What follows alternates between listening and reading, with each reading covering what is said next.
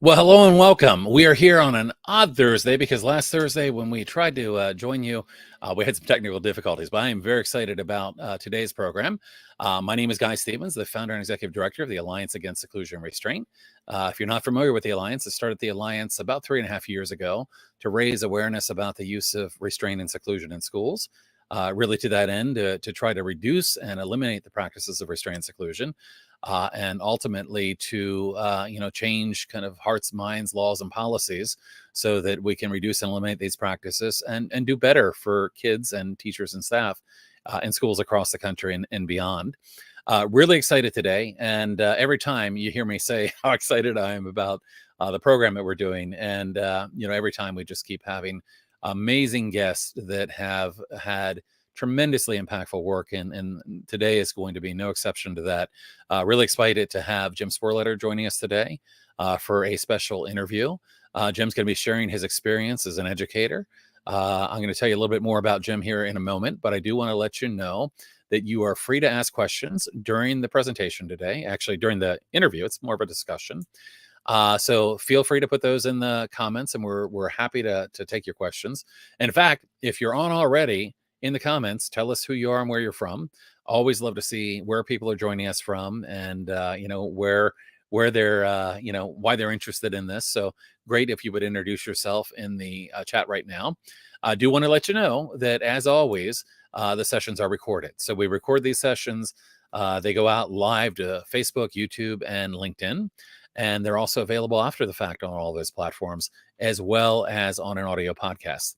So with that said, let me go ahead now and introduce you to our special guest.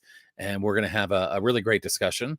So I'm going to bring Jim up on the screen with me here. And let me tell you a little bit about Jim and who he is. And, you may be familiar with Jim.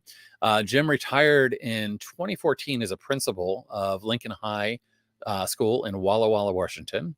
Under his leadership, Lincoln High School became a trauma-informed school, and they gained national attention due to the dramatic drop in out-of-school suspensions. They had increased graduation rates and a number of students going on to post-secondary education.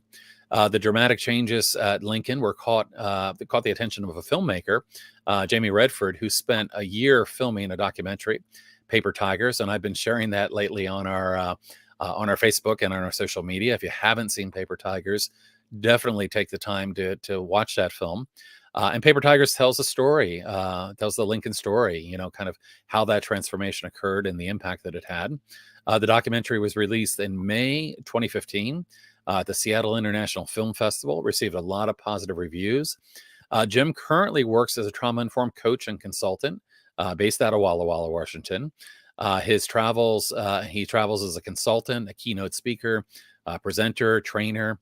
It's taken him all over the country. We were just talking a few minutes ago about what his travel schedules look like in the past. Of course, Jim is married and has 3 daughters and 7 granddaughters. Wow. In his spare time, and with 3 daughters and 7 granddaughters, it's hard to imagine a lot of that between his travel schedule and, family.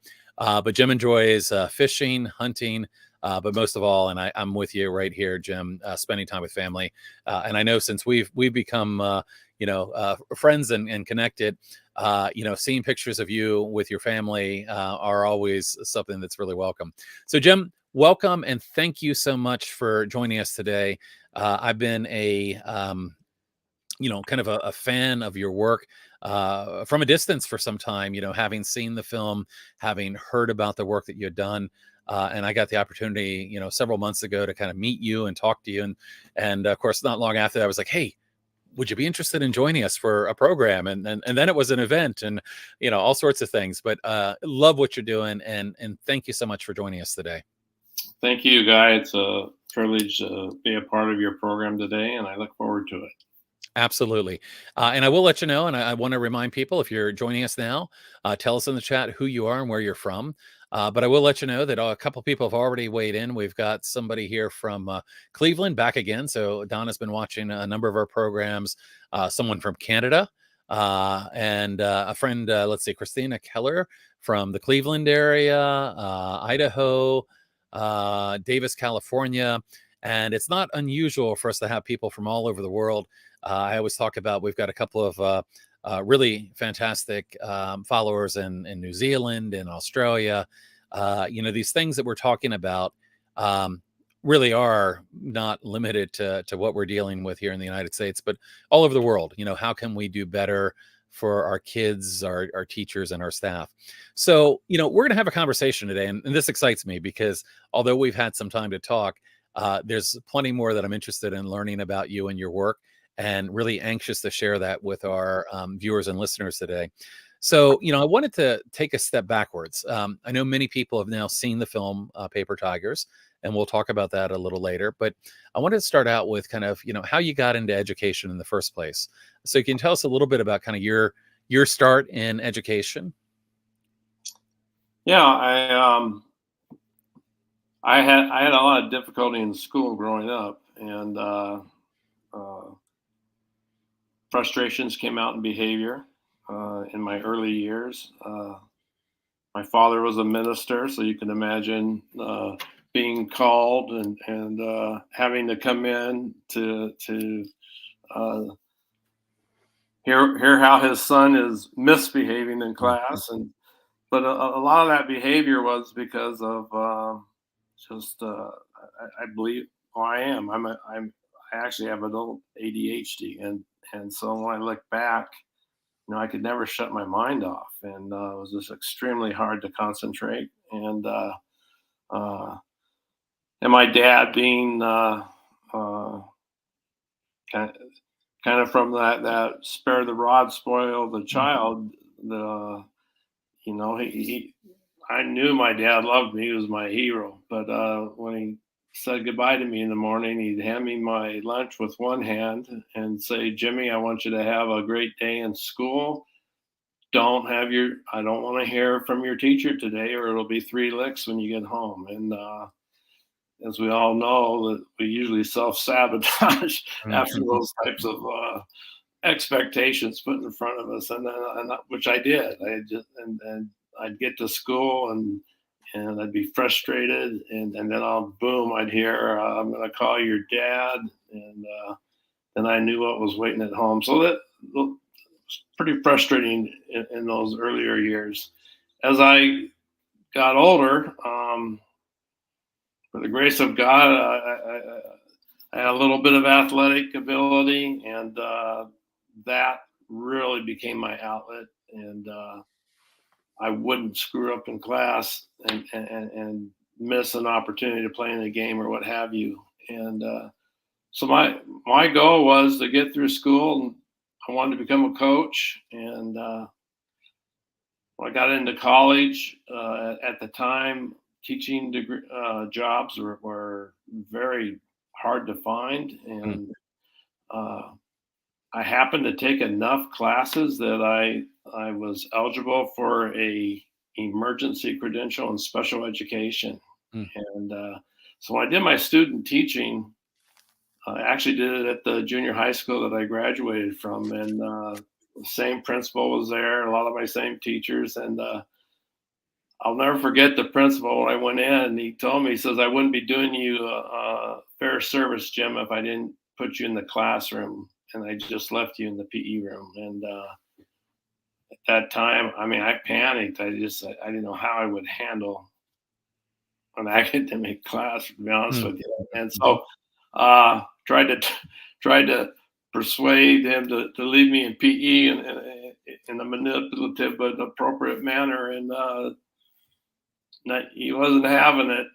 And but he put me in a social studies class, and as he was walking me down to introduce me to the teacher, he turned to me and says, "I don't know if I told you this, but it's a special ed classroom."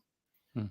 And at that time, we put the special ed kids out in trailers out in the back of the buildings, and I can remember thinking to myself, "Oh my gosh, not those kids."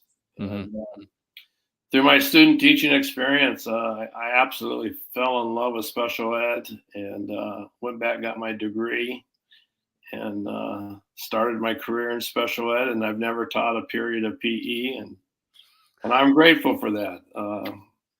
The years I had 13 years in the classroom, and I'm grateful for every year, and I'm grateful for the kids I was able to serve, and the impact that they had on my life, and to see them gain some confidence, Mhm, mhm, and be able, at that time we worked hard to get them out into the mainstream classes, and to see them overcome that fear and to have some success was really a rewarding experience. And then from there, I went into administration and did that for 15 years. mhm. So Well, let me pause for a second and ask you a little bit about, your experience. I mean, it sounds like, from your start that, initially there was a little hesitation, and then you got in with kids that you were working with and supporting.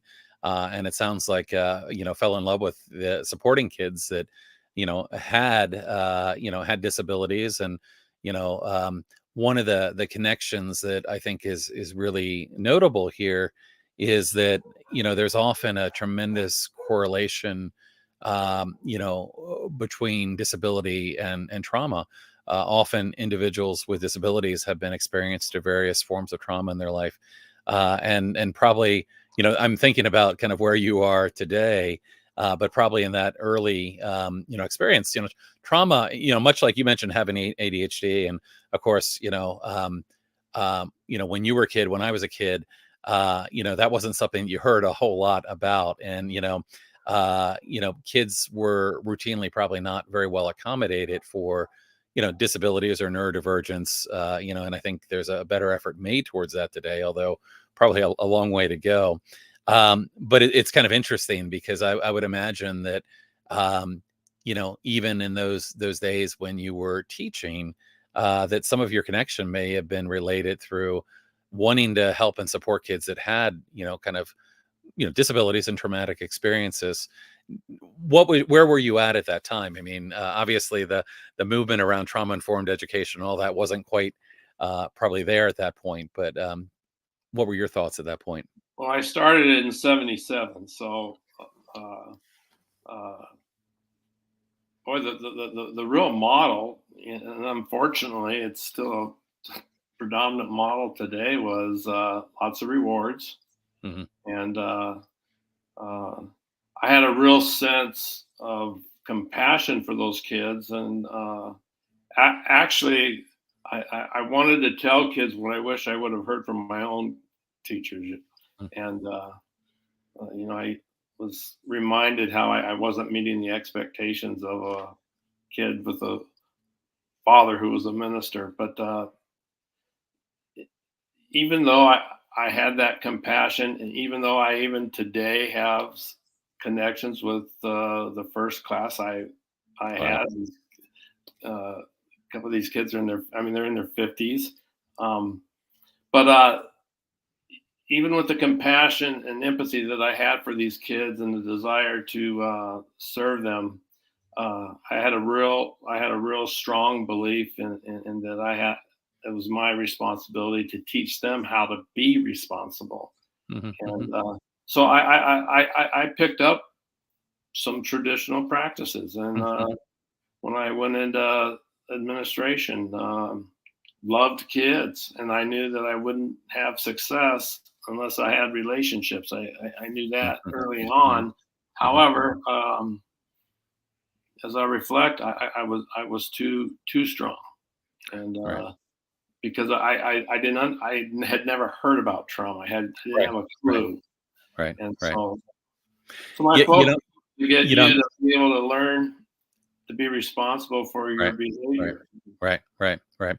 Yeah, it's interesting, because in 1977, of course, it wasn't many years before that the kids with disabilities weren't in schools. That it wasn't really until the precursor to IDEA that a lot of kids, I mean, in the late 60s and early 70s were excluded from school. Mhm. So, you really were, kind of on the forefront of kind of working with kids that had been previously not welcome in our school environments. And, what's interesting, and I hear you kind of reflecting on, well, I did some of the things that are unfortunately more typical, because that was what the expectations were. And, of course, you and many, you had this career and this journey where we'll get into later talking about kind of trauma informed approaches and all that. But you're right, that there was not, the science wasn't there, the brain science wasn't there, the understanding of the impact of trauma wasn't there. But it sounds like from a very early stage that you got what I consider one of the most critical elements in a trauma informed approach, and that's relationship. And that relationship is so critical, even if you're following some of the things that we might look back on now and say, well, gee, I don't think that's the best way to do things anymore. The fact that you built relationships, and the fact that you're saying to me that I still have relationships with kids now that are in their 50s, that speaks so much of the work that you were doing, even at that point, very early in your career and very early in the change in our education system. Yeah, I think that piece helped carry me quite a bit, and again, even into administration. Yeah. And I always loved working with the toughest of the toughest, because Right. I knew if I could develop that relationship with them, that we could see uh, Yeah, some sure, connection sure. and some growth. Sure. Well, So, let me just break for a second just to provide a couple more comments here, and then we'll talk about kind of your transition into administration. We have a few more people joining us from somebody from, Sandy, Sandy Lerman from Indianapolis, who does some fantastic work. Friend here, Jamie Emberson from the UK. Joining us, and of course, let's see. I'm not going to do my time conversion right now because I don't recall. We have somebody else from the great state of Washington joining the conversation. Some gratitude here towards this kind of conversation. And Jamie brought up a point here, Jim. Your life experiences and how you have positively responded is inspirational. Doesn't this highlight our need for, from a systemic perspective, to listen more and include people's experiences to inform both policy and practice? Absolutely. very good point. Yep, absolutely. We've got Emily Garcia here joining us as well. So quite a few people joining us, but again, thinking about those early experiences, and isn't it funny because life sometimes takes us where we're not planning on going, but from that idea of coaching to working with kids that honestly were kids that had really a greater need for the kind of help that you were bringing, the relational help. So you then transitioned into administration, and how did that begin, and where did that lead you? I'm a person of faith. I remember the day that I was walking the hallway of my middle school, and I was in my 22nd year. I would have told you it was my dream job. At that point in my career, I was hiring alumni kids. Hmm. It was such an exciting time. I mean, just seeing those kids come back and wanting to be a part of the school and contribute like what they felt they received. But I remember supervising the hallway during passing and the bell ringing and kids all being in the classroom, and it's just me. And I happened to be standing outside my special ed room in which I had started. And I remembered very vividly thinking to myself how blessed I was to be at that school, and my 22nd year, and knowing that very special that not too many people start their career and are able to end their career in the same building. But that was high motivation and a dream for me. And Yeah, that's amazing, and I'm sure that kind of reflecting on this, I think about first the kids that you mentioned coming back and teaching, and can't help but think of what a positive inspiration. I mean, to have kids coming back to the school and wanting to teach there. I mean, wow. I mean that's phenomenal, and I'm sure as honored as you felt reflecting on that. I would imagine that there are many kids and many families that you really made a positive difference for. And at the end of the day, all the things that matter in our lives, I think when you're able to make a positive difference for somebody, when you're able to be that connection point, there's nothing greater that we can do than to be able to do that with people.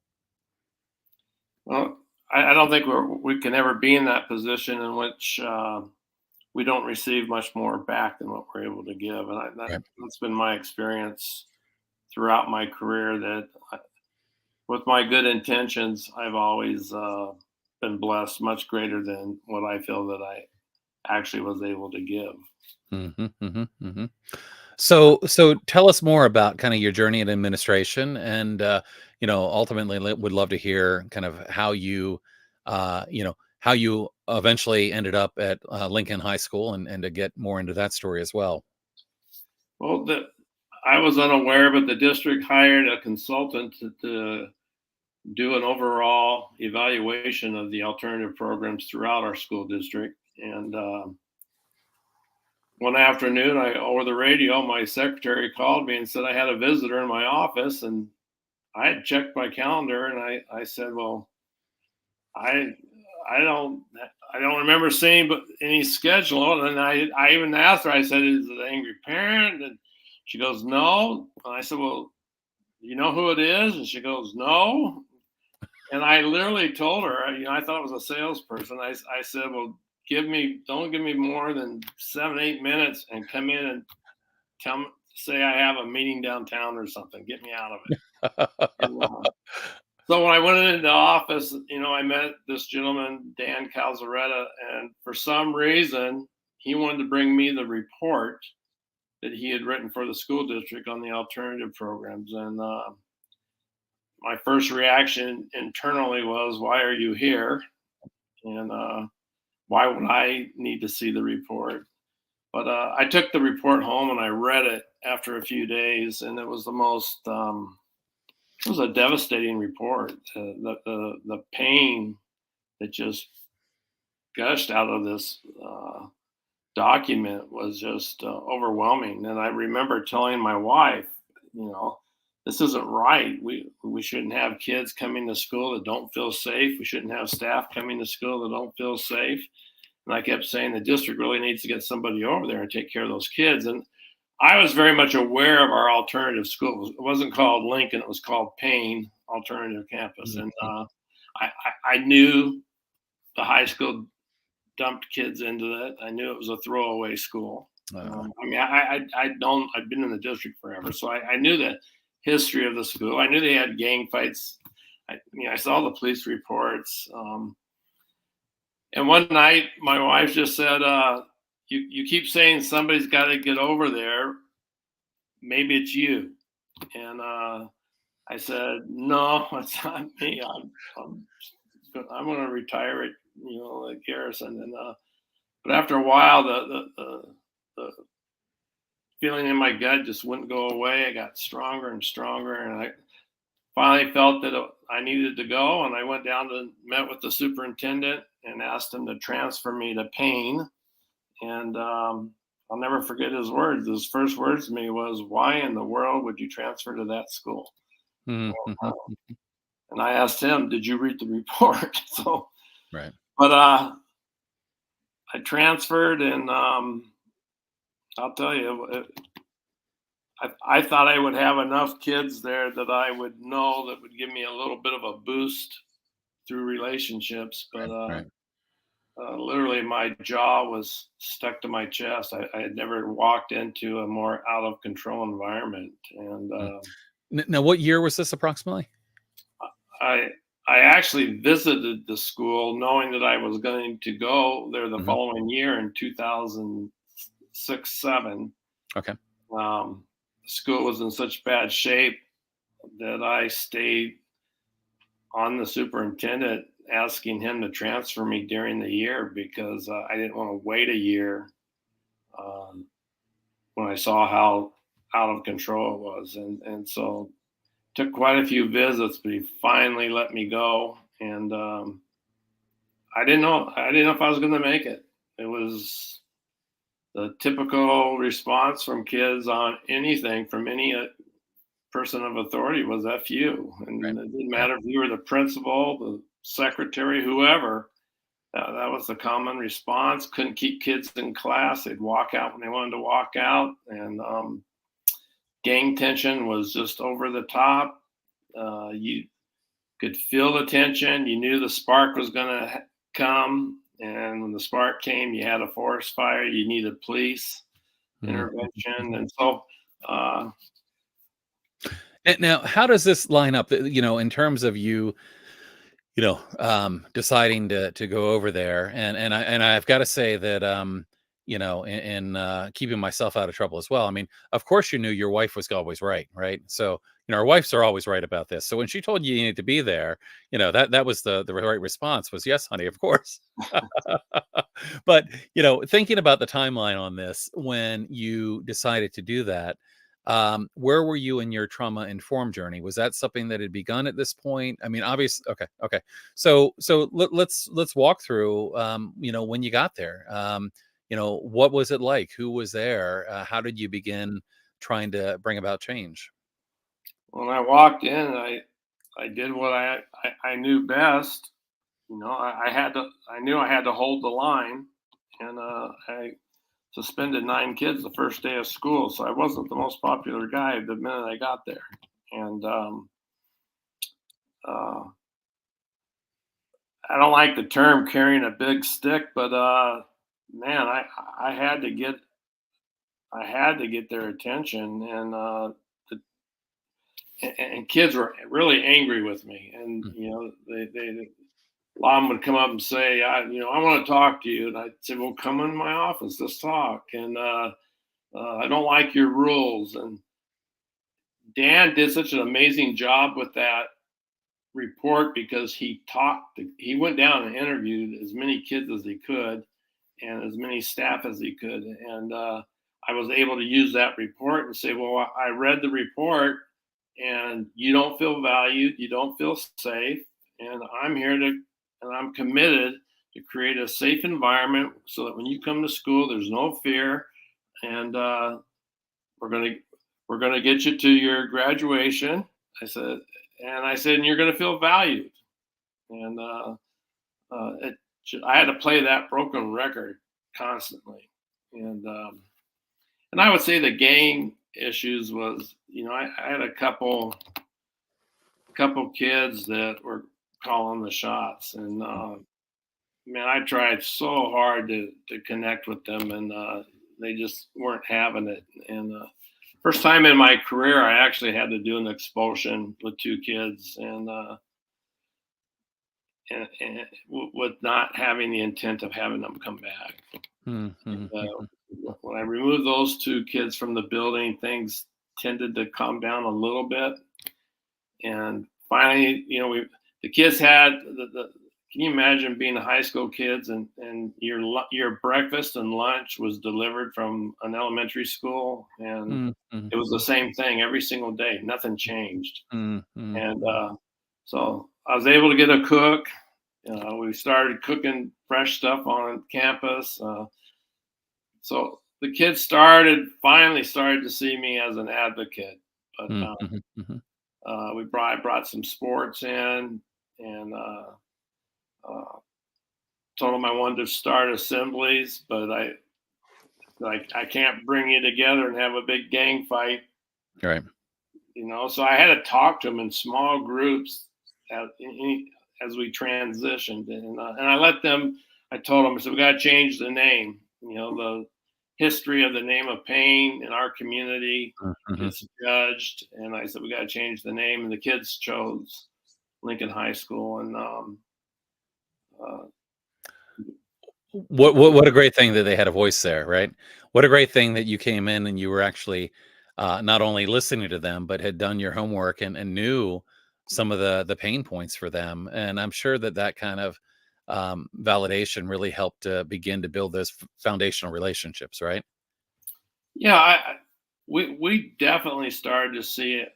I mean, we went through hell. I'm not, right, but we started to see a change, and I was able to do some hiring, and I focused first on relationships on my hiring. Right. And kids started buying in to the school. Kids started, because we did surveys. All of a sudden, the surveys turned around where we had more kids feeling safe than not. And same with staff. Staff felt as much fear as the kids felt. Right. Right. And so Right. we started to see that changing. And so we were feeling good about the journey we were on. But I was still traditional in my, just especially with the FUs. I just told the kids, we just can't have it here. Right. And we're not going to treat you that way. But the in 2010, the spring of 2010, is when a community member that I was very close with invited me to go to a conference on ACEs, and Mm-hmm. it's when I went to that conference. Uh, to this day, I can't explain to you what happened to me internally, but I say I was hit with a bolt of lightning. But it truly, in 90 minutes, the keynote speaker absolutely turned me upside down, and I was able to see that all these years I thought I was teaching kids through my discipline. I would never agree that I punished kids, because Mm-hmm. that meant you hurt them. But through his keynote, I was able to see that I was punishing kids, and Mm-hmm. I wasn't. That was devastating to me, and I knew I had to deal with that.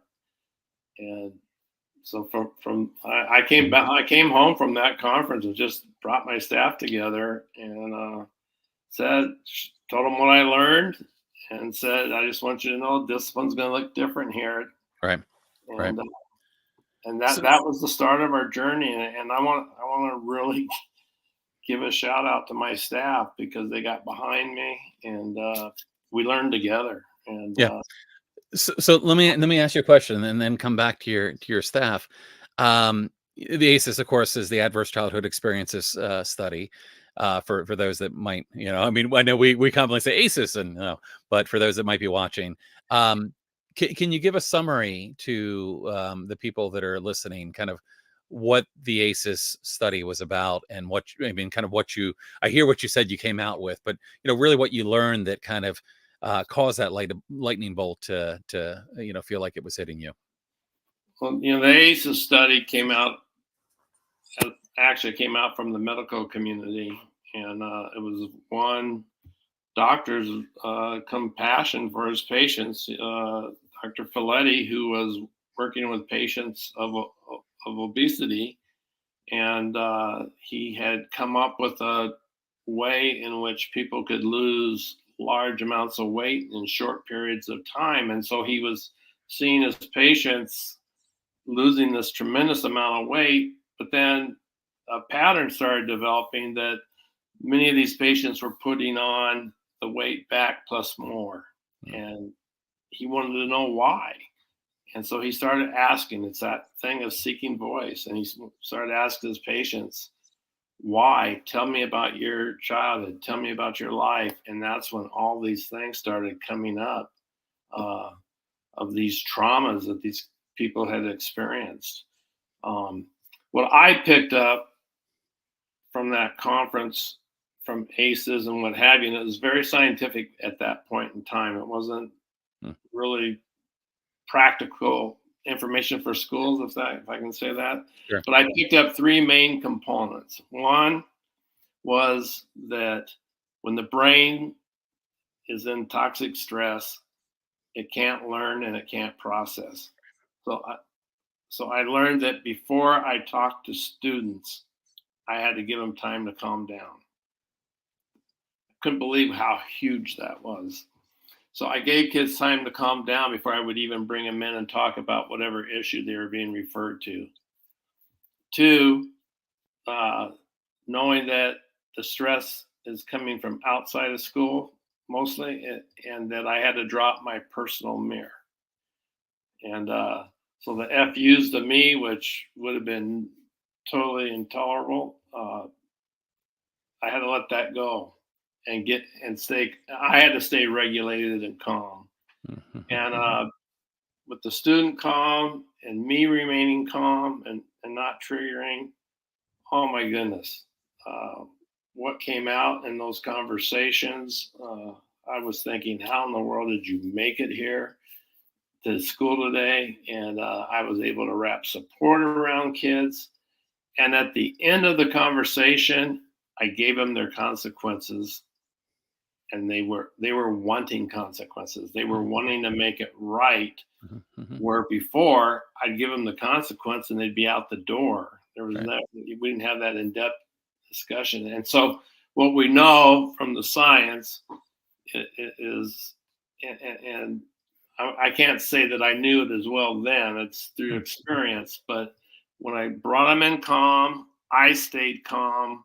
We had an incredible conversation that drew connection, which drove to relationship, which models resiliency, and so as we did that as a staff, the changes we were seeing in our kids, we could never have predicted. mhm, mhm. That's amazing. I think about my friend Joe Brummer, who says accountability should feel good, right?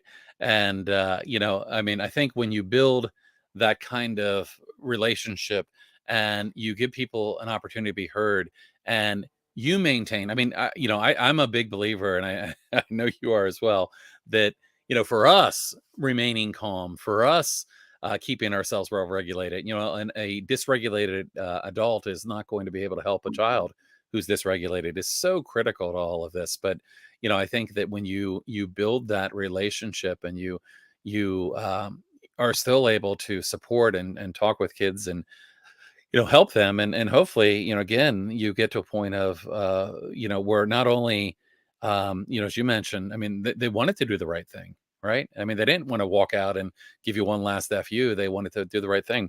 You mentioned your staff, and you made it sound like people were fairly on board, and I've got to think the fact that you focused on the kinds of I think how to put this. I'm going to believe that the kinds of people that you were bringing into the school, and the kinds of relationships that you were fostering, probably made the transition far more seamless than it could have been. Often not everybody is on board with a new plan, and often educators are having lots of plans thrown at them. But did you have any resistance to kind of changing? Kind of changing. I mean, you mentioned you really being influenced about the way that discipline was being handled and the way that you were working with kids. Was there any resistance? And if there was, how did you really work through that? I don't think any school can take on this mindset of becoming trauma responsive. That's not going to have resistance. Right. I've always said you've got to have 75 to 80% on board, because that creates momentum, and your naysayers cannot impact that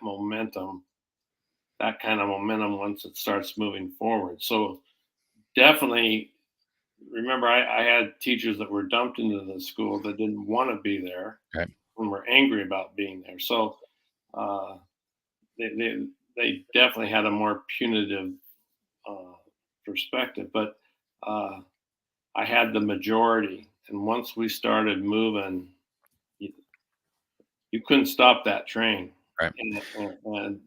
And then as leaders, it's our responsibility to pull in the naysayers and try to coach them up, eh, or coach them out.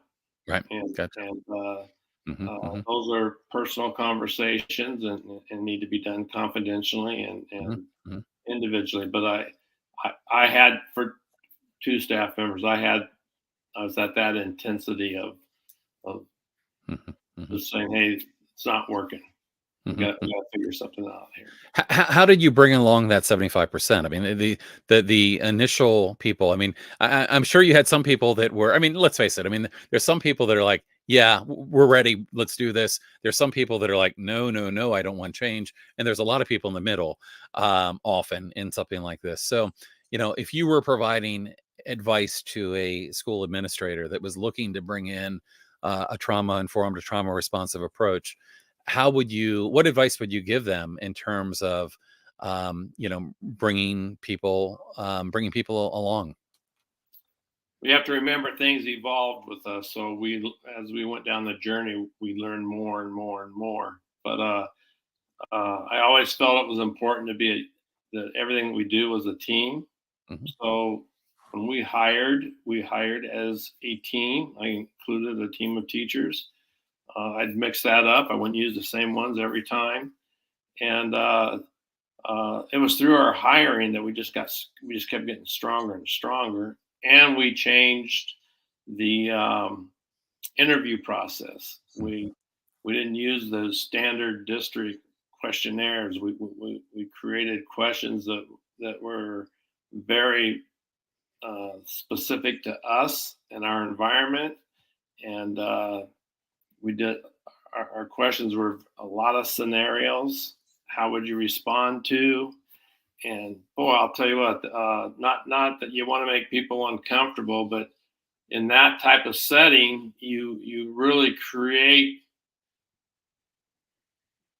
and you're very specific on what you're looking for, and just through out of observation, you can see which candidates are like, whoa, I need to get out of here. Right. But there would always be someone that would. It happened every time. Right, There would right. be someone who would say, "I was one of those kids," or Right. "This is the way I've always felt that I wish I was able to teach." Mhm, And mhm. we do a touchdown dance after they walked out of the room, because it's like we knew we found the right person, and we just kept getting stronger and stronger. Mhm. I reflect on watching the film and hearing some of the educators and staff, that were there at the time the film Paper Tigers was created. Many of them kind of shared that hey, I was in foster care, or I had a rough go as a kid, and again, I mean, it seems like a number of the people that were involved in working with you were people that really related through their own experiences. And that's an authenticity, I think, that uh, kids can feel and appreciate. And I'm sure that was instrumental in helping to build those relationships. Yeah, if there's one thing I could expand in Paper Tigers, it's, we have maybe 5 staff and 5 kids that we're focused on. Right. Is that I had 32 staff members, and so you take, maybe drop 4 out of there that I was dealing with, that were fighting the system. But I had so many staff that were doing amazing things, and I had a little over 200 students. So Um, from the 5, broaden that out to 200, and man, to see what some of these kids have gone on and have done is just so mm, inspiring. Any examples you want to share of kids that have gone on and done things that um, you find inspiring? And you don't have to get You specific, know, but just kind of I, curious.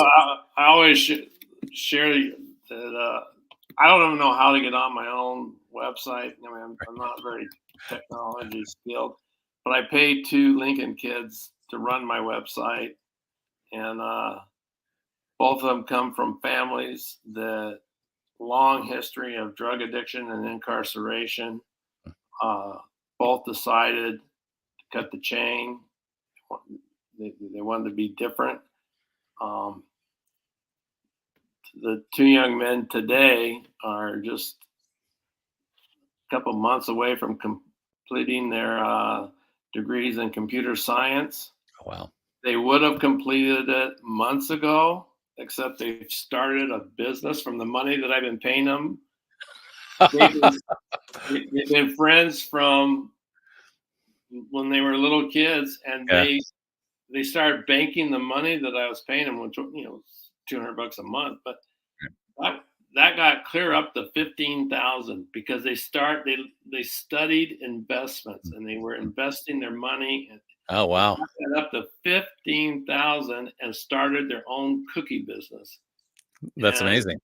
in Walla Walla, we're a wine dynasty. We have people coming from all over the country, flying in on Lear jets to be a part of the wine, Mm, and the wineries will have the special events where they bring the food trucks in and what have you.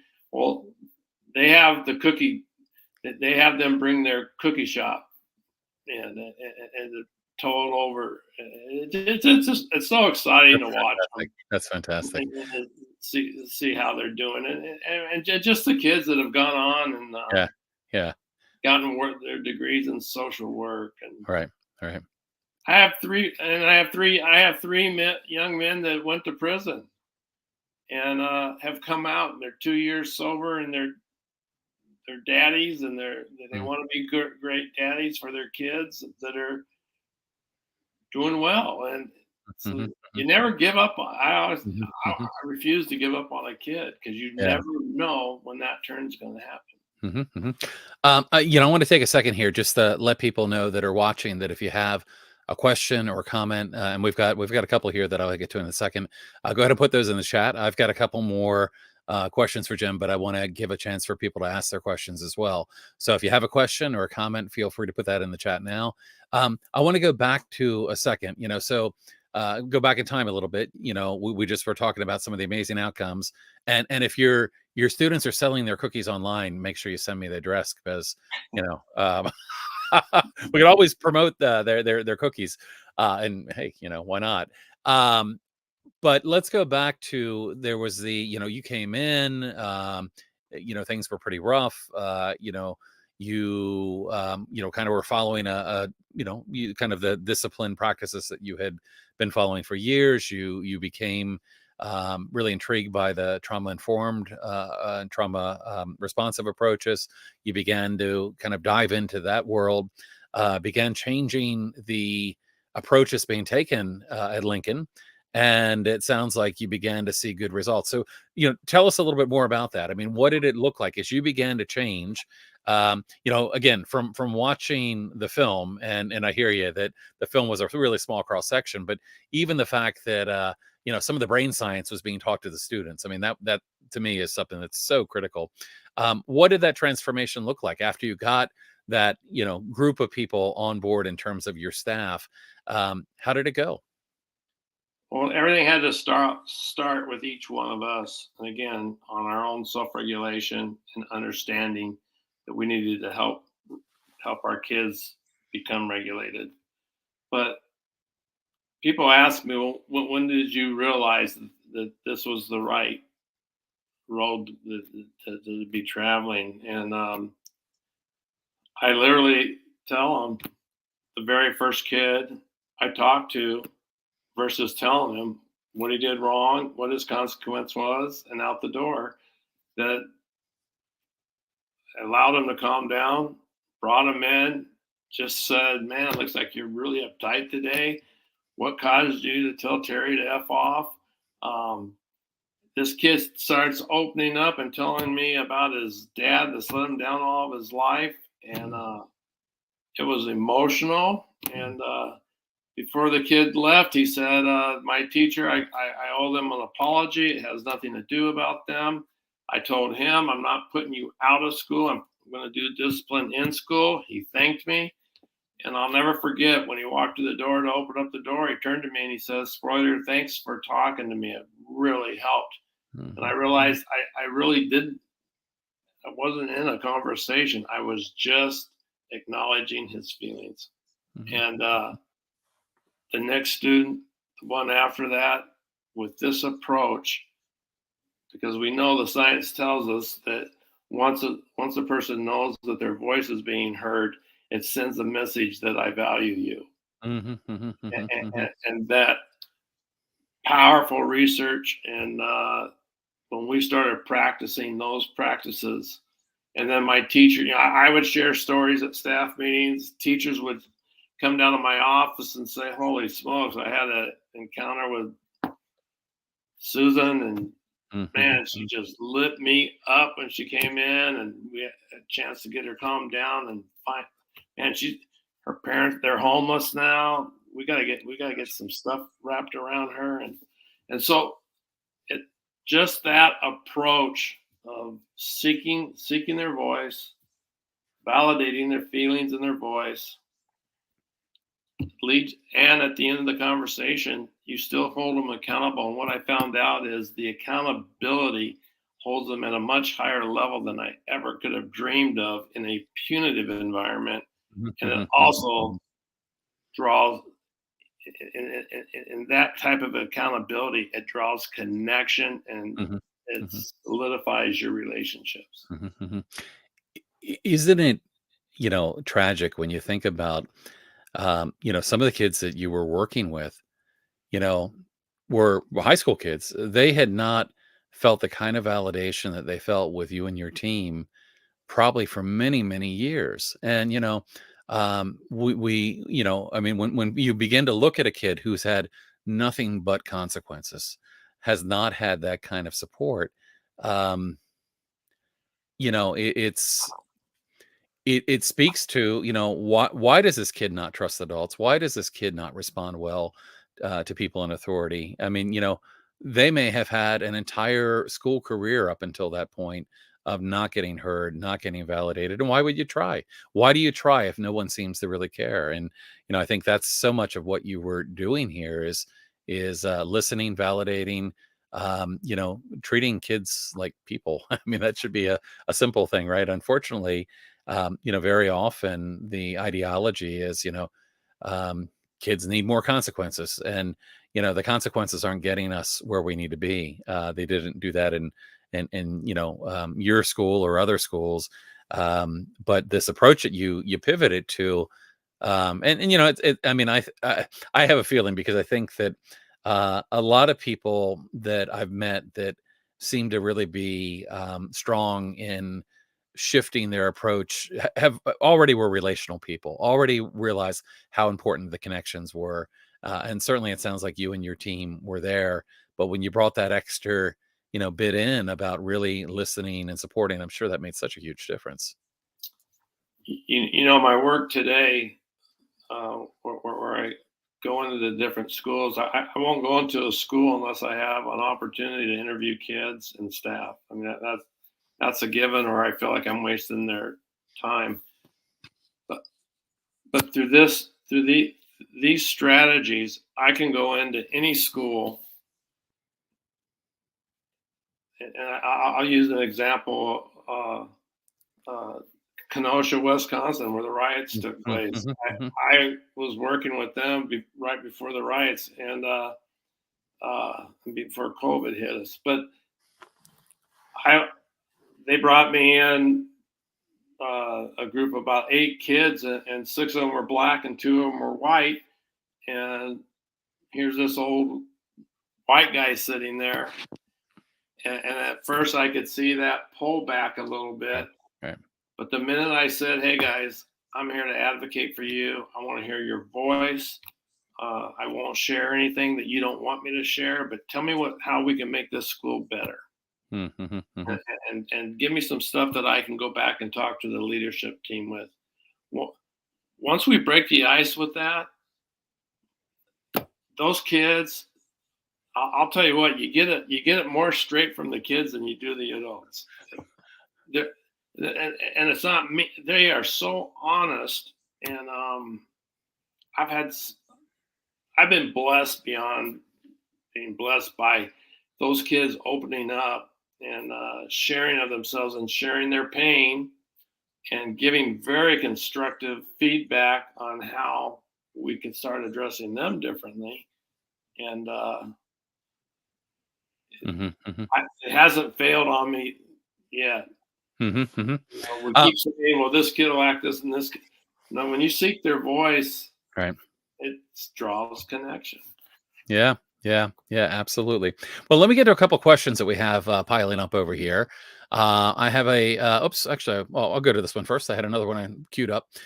This is from Chantel, who is in New Brunswick, Canada, and fighting against restraint seclusion practices. And she's asking, what are the best reasons to tell our Department of Education they should watch Paper Tigers? We need to help them see the light. So, what would you say to that, Jim? How can we encourage schools, departments of education, and others to embark on this journey? Well, when Paper Tigers first came out, it was the tool that opened up the national conversation around schools. And as it swept our country, to me, it was the tool. Jamie's incredible ability to take a complex issue and put it into a story is what drew schools saying, "Hey, how we want to be like this. Come show us how." Right. And what I've noticed now is coming out in 2015. You couldn't go anywhere after Paper Tigers came out without the majority of people raising their hand that they've seen Paper Tigers.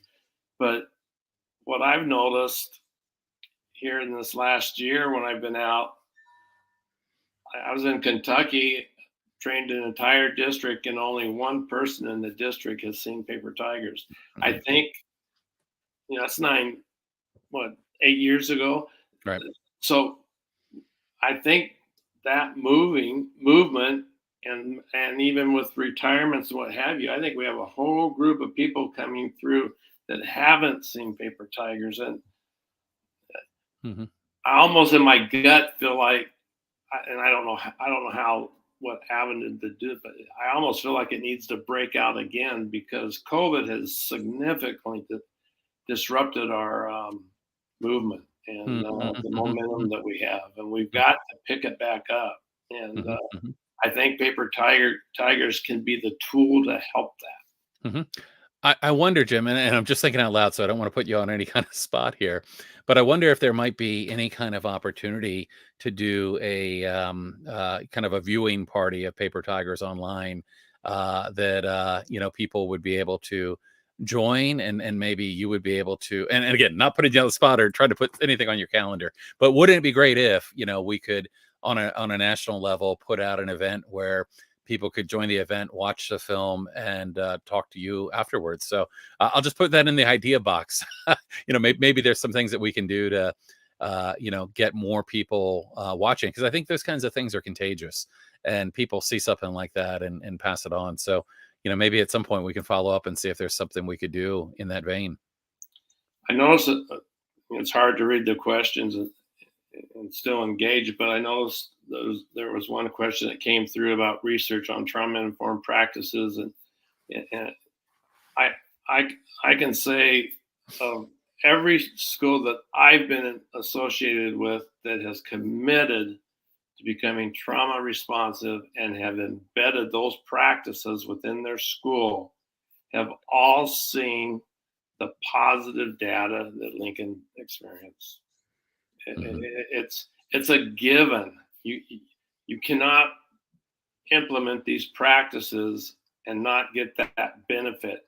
The data that you want to see comes up, and the data you want to see drops. Right. And, so one of my questions for you though is that the beauty of there certainly was some, following the Asus study, following work that you and many others have done, there's certainly been more awareness raised about the idea of trauma-informed approaches. And the potential there is tremendous, but there's also a downside. And the downside is it becomes a buzzword, and people hear trauma-informed and they attend a half-day trauma-informed event that really doesn't result in any change, but they say, oh, well, we're up on that trauma-informed stuff, but they haven't actually changed that mindset or the culture or the leadership. And that's one of the things that always concerns me is that, how do we really help schools to follow through? And I think there's so much importance on leadership, right? But do you have any thoughts on that? Again, it's great that more people have heard the term trauma-informed, but also I worry that again, people attend a short training, and it's really, in my mind, about changing the culture and approach through the fabric of the institution, whether it be a school or something else. You don't just say, well, we're trauma informed because we did a half-day training. It's how do we change the culture, the support for the kids, as well as the teachers in the community. So, what do you say about that in terms of how do we move, make sure that people don't just hear the idea? How do we really get to the changes that need to happen? Well, I think you bring up an incredible point, Guy, and that is because more people are being exposed to the ACE study and what have you. You're right. A lot of people think I've been to one training, therefore I'm trauma informed. Right. And that, I actually have tried to get away from using the term trauma informed anymore, because I feel like, because of what you just shared, I want to say, let's go from trauma informed to trauma responsive, because if we're not putting it into practice, it just sits there. Right. And if I don't truly understand that it starts with me and my own personal Right. practices, Right. it's not going to happen. Right. Right. And And as administrator, it also starts not only with you, but how can you be trauma informed to your staff? How can you understand? Because, let's face it, some of these things that were happening, before Lincoln changed their name, when they were Payne, and probably some of the time as you were working it, I mean, some of these things were difficult, painful, traumatic for the staff as well. Um, it can be challenging when you have your own related trauma, to embark on a trauma and trauma responsive journey, if you're still feeling that trauma. So how do you also get it beyond yourself into having that approach with your staff? I think those who are in our field, and there's many, uh, who have very high ACE scores, Mm-hmm. have ACE scores. Right. I always share, we do a anonymous survey, and I always share with them, we need you. You're champions. Right. You've walked in the shoes, and somebody has become that caring adult in their lives to put them where they are today. Right. And if we each will take on that I want to do this for my kids, I have to also be willing to make the changes within myself. If I'm not willing to deal with, and that's my regulation. That kid that's driving me crazy, disrupting the class, I have to take a new approach to see why is he disrupting the class, and I need to connect with him. And if I'm not willing to do that, then I stay where I'm at. Mm-hmm. I'm willing to seek positive interactions with as many kids as I possibly can every day. I'm seeking them. I'm seeking them when I'm teaching. I'm walking around the room. I'm connecting. Positive. You can only have positive outcomes. Mm-hmm. But if I'm hung up, the barrier is regulation. Right. I get hung up with my own regulation, Mm-hmm. and I think they're doing it to me on purpose, or Right. Right. I'm not willing to take the time to see what's causing the problem, and to truly understand that actually draws connection, and Mm-hmm. that student who's driving me nuts will be one that blesses me in an incredible way as the relationship develops. Mm-hmm. Mm-hmm. Yeah, I think about the reframing of what people see and what's really going on below the surface. We often hear terms thrown around about kids, attention seeking, manipulative, defiant, all these different terms. And more often than not, I mean, kids are seeking connection. They're seeking some compassion. And that's where this really turns things on its head. Let me get a couple more questions here, but I want to just touch on one thing when in Chantel's question about bringing things to their district. So, as a consultant, do you work now with districts across the country, or even in Chantel's case, maybe beyond the country's boundaries? If a school system is interested in moving in the direction, of trauma responsive approaches, are you working actively with school systems across the country, world, etc.? Yeah, I can be reached at jimsporlederconsulting.com, and Okay. I have an assistant that helps me balance all of that, and so Okay. he's incredible. And Gotcha. So, yeah, is someone, as we have a broad audience here. We have parents, we have educators, we have administrators, related professionals, attorneys, advocates, all sorts of people here. If someone was advocating for a better approach, they might send them information about, about paper tigers perhaps, or about you, and could send them then your contact information as well, if they were interested in learning more. Yeah, to my understanding, I believe you can go on Netflix now and watch Paper Tigers for free. So Oh, is it there? Okay. Yeah, I ended up buying a copy on Apple, so I had it. I can go back and watch whenever I wanted to. But Netflix, I know things come and go. I'll have to check that, and if it is, I'll let everybody know that. So, a couple more questions here. Darlene said, "Has there been any research on overall environment of a school? If the staff is not happy, then does it affect the kids?" And I think we were really just talking about that. well, That when the staff don't feel heard, validated, or experiencing trauma, that can certainly impact our ability to self-regulate. And Darlene goes on to say schools that are more wealthy also have more homework and more expectations. I'm wondering how all these things interact and trickle down to the students. Students carry their trauma, but every person who works with a child does as well. I think we kind of talked about that, but anything else you'd like to add to that? I think that's a great question. One, I would say it's got to start with the leader. The leader has to be the voice that's out front saying this is the direction that we're going, and giving the permission for staff to move in this direction. Uh, Mhm. one thing I want to say about wealthy and smart kids is my personal opinion and experience has been is that our affluent kids, I'm going to call the AP kids in high school, are really hurting, but they tend to be ignored because we tend to feel because they're wealthy or come from an affluent Mhm. family that they've got it all, and then our focus is on the kid that's coming from dirt poverty and what have you. But Mhm. as I've gone around the country, and I talk to AP kids, they're hurting, Right, right, and not everything's great in those homes, right. and so that it goes back to I'm seeking positive interactions with every kid that I possibly can, which Mhm. includes all kids. Mhm. So Mhm. the AP kid doesn't get pushed aside; he gets included, or she Gotcha.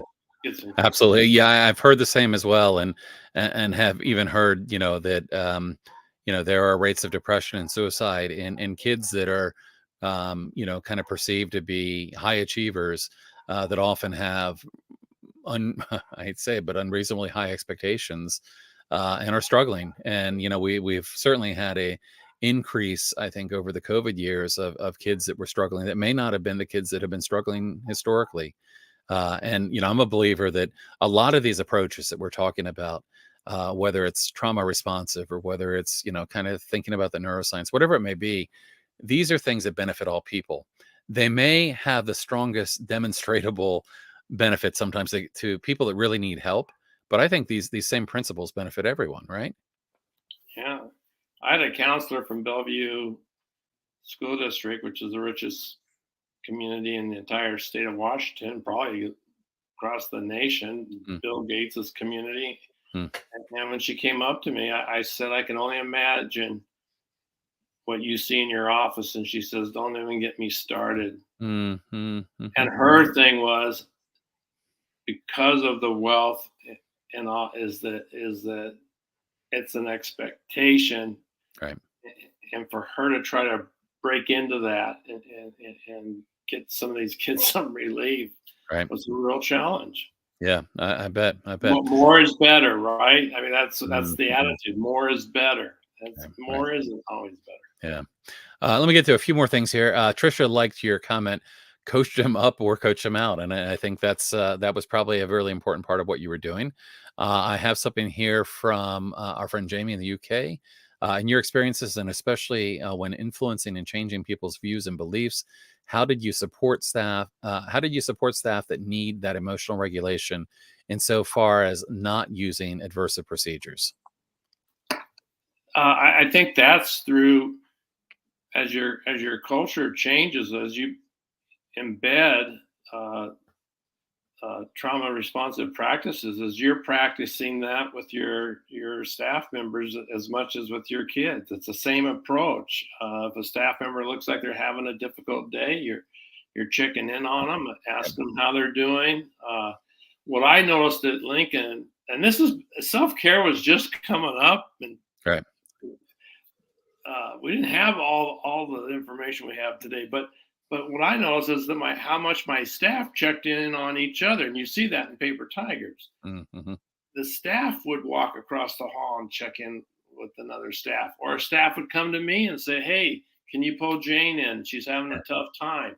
And I'd Yeah. pull her in and just say, "Hey, how are you doing? Is there anything I can do to help support you?" And it's the same approach with our peers as it is Mm-hmm. with our kids. And you, together with the amazing staff that you had, built that culture, right? You built that culture of support, and I think that's critical. A couple comments here. Our friend Kayla said, "Thank you and love this." I have another kind of a longer question here. Glad to hear this. It's thought provoking to me regarding Asus. That in our case, the trauma. So in their case, the trauma was caused by a school, and of course, I can relate to that as well. Support came from home, and his needs were not met at school. Advocating for his own needs was dismissed and ignored. I was also dismissed because blame was put on myself and our family. Even therapists were ignored. It's truly a huge problem. Trauma is not always from a singular event, but often in the absence of response to distress repeatedly. Threats of sending a kid to juvenile justice, probably.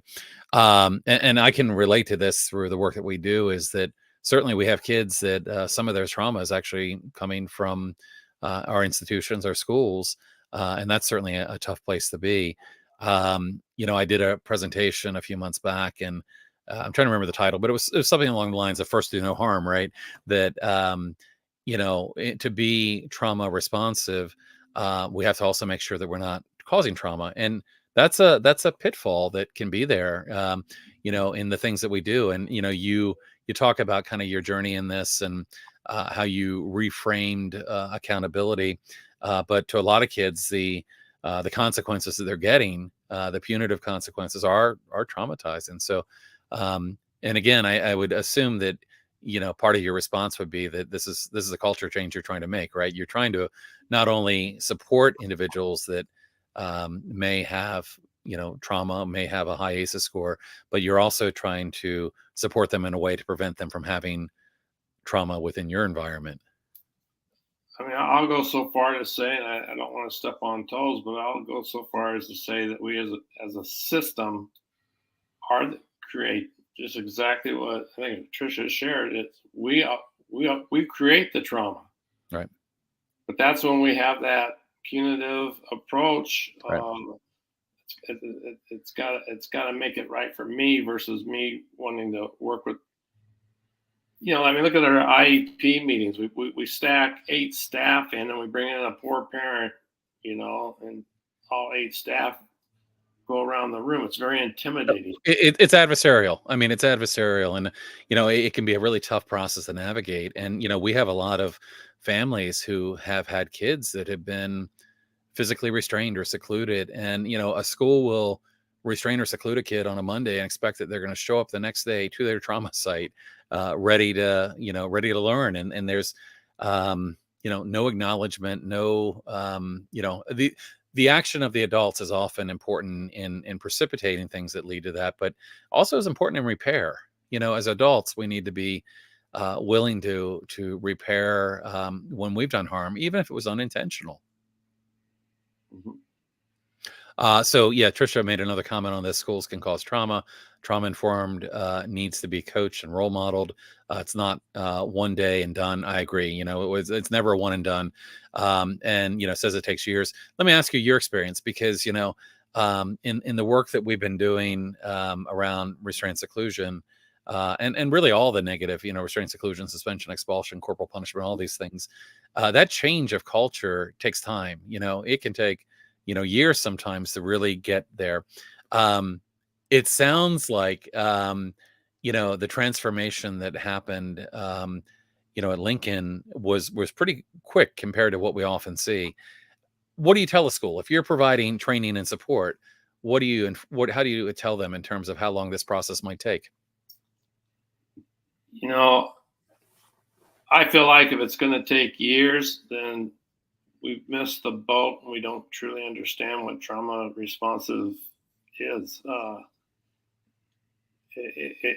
If we are committed to it as a staff and we are implementing it, we will see the changes immediately. You see them immediately. Now, do test scores go up over time? Yes. But one of the biggest changes that we see is that the behavior referrals go down. Right. So what did your data look like in terms of reducing referrals or suspensions or expulsions and grades? What, I mean, and I'm not looking for exact data, but what story did your data tell you? Well, I had put kids out for almost 800 days in 1 year. And that went down to 325, and it went down as low as, I believe, 75 days.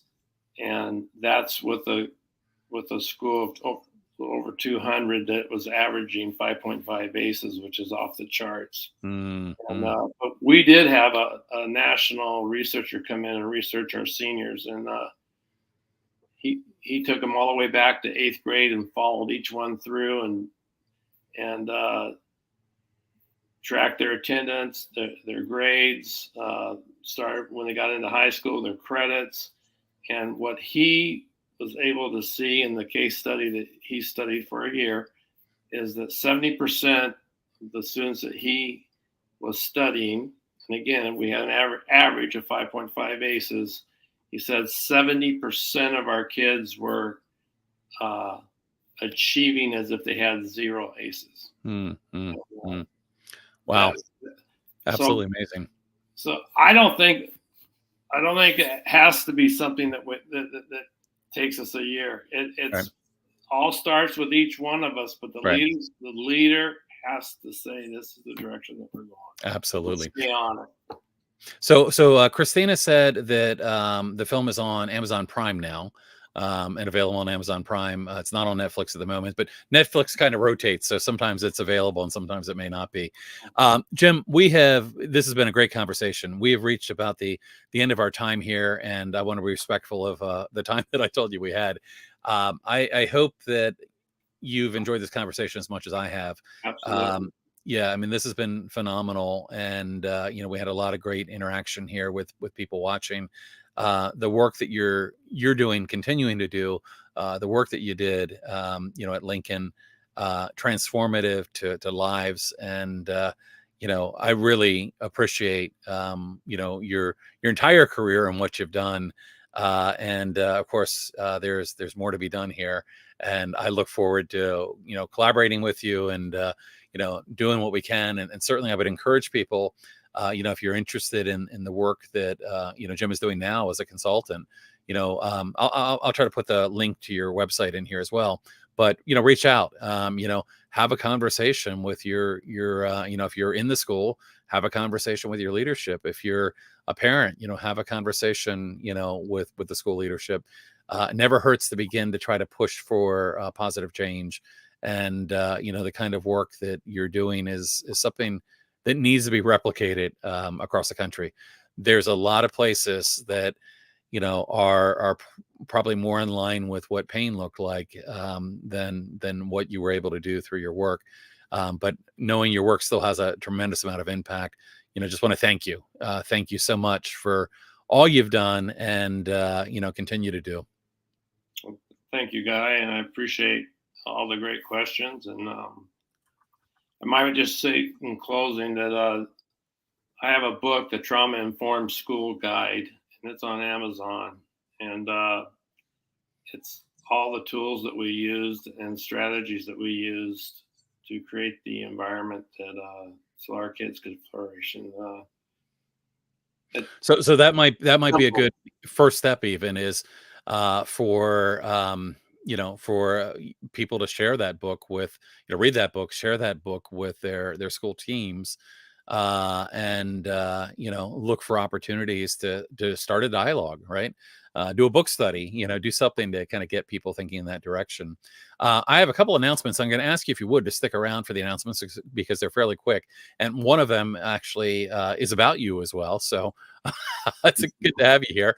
I'm just going to share a little bit about some of the things that we've got coming up here both at the Alliance and elsewhere. One of those things, of course, is a event that you're going to be speaking at. We're doing in conjunction with the Attachment and Trauma Network, which is a fantastic group of people, fantastic group of professionals. We've got an event scheduled October 14th, which is a full day virtual event. And, we've got some amazing speakers. We've got James Moffat and Alfie Cohen, Stuart Schenker, Susan Hopkins, Diane Carrier, Norman Kunk, let's see, Emma Vandercliff, and of course, the end of our day here, Jim, is you talking about the Power One. So we're very excited about that, and it's a great opportunity, we think, for teachers, for parents, for advocates, and anyone else that might be interested. So if you want to hear more of this, that's a great opportunity. I do want to mention that we've got, of course, another live event coming up, and this time in a week, because we're on an odd week this week. On October 6th, we've got Rachel Hall joining us. Rachel is from a non-public school in Maryland and kind of sharing about her journey to reduce restraint seclusion, her journey around trauma responsive practices as well. So a lot of great things coming up. Jim, really looking forward to that full day event with you. And thank you so much again for being here. I'm going to let everybody go. If you want to hang around for 1 second, Jim, we'll let everybody go. And I just want to thank you one more time. So thank you, everybody, for watching, and we'll see you again